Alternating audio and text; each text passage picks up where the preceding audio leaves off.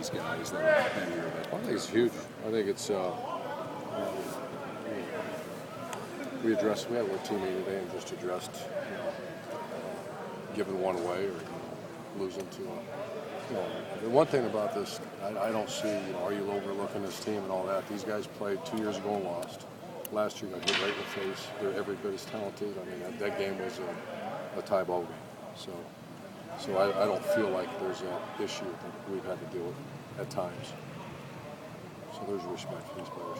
Yet in college football, you see stuff like that happen every now and then, right? Absolutely. I mean, you see it all the time, and that's our job to prevent it.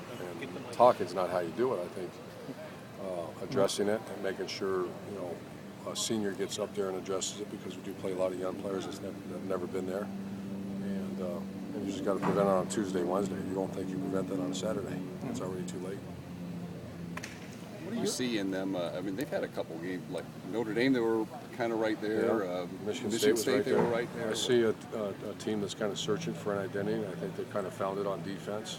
They're all over the place, blitzathon. That they weren't that way the first 5 games. So you take the first 5 games and just you throw it out the window, and it's really hard to prepare because you have nothing to. 2 games isn't enough to get tendencies. So that's been a real pain in the butt. But I think they figured out who they are in the last few weeks.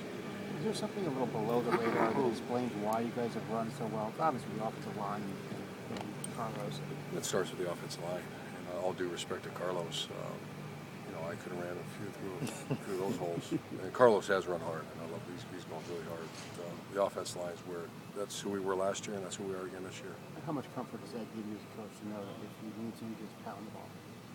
Well, that's where it starts, and that opens up. We're seeing cleaner coverages now for Braxton to throw into, because if you can't run the ball, then you see all these complicated coverages for a quarterback. But it's been pretty clean for him because you got to defend the run.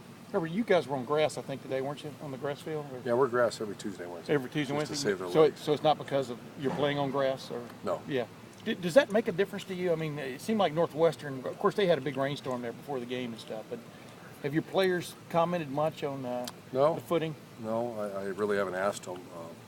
Yeah. I think it's all equal. They have the same issues we have, so we're expecting it to be a little bit loose sod and all those type of things. Urban, has Braxton had any lingering issues with the knee at all? No, he's good. He's good. We rested him on Sunday a little bit, but he's full speed today. Did you can travel with you guys? I asked him, and there's a chance, going up in a plane, blood clots and those kind of things. He's probably not going to go with us.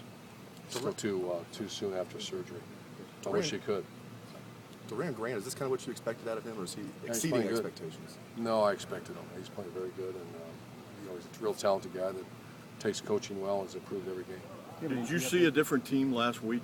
It seemed like they had arrived. This was the team we thought. Yeah, that was an explosive event, atmosphere, and our players jumped all over it early in the game. So I don't want to say I was surprised, but I was kind of waiting for that too.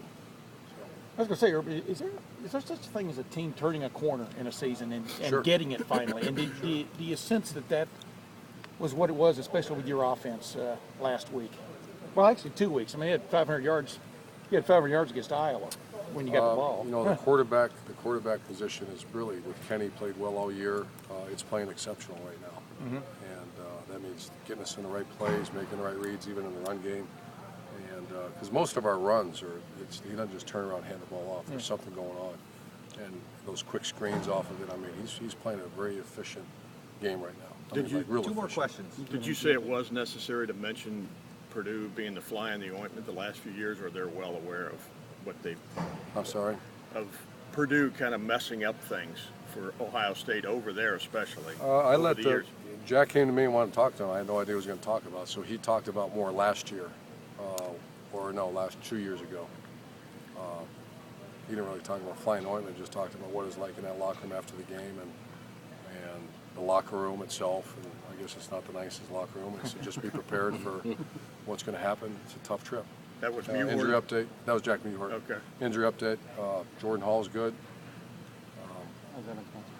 Evan Spencer, so he'll play. He's very limited practice right now, but he'll play. We'll practice in full speed tomorrow. Coach, thank you very much. Thanks.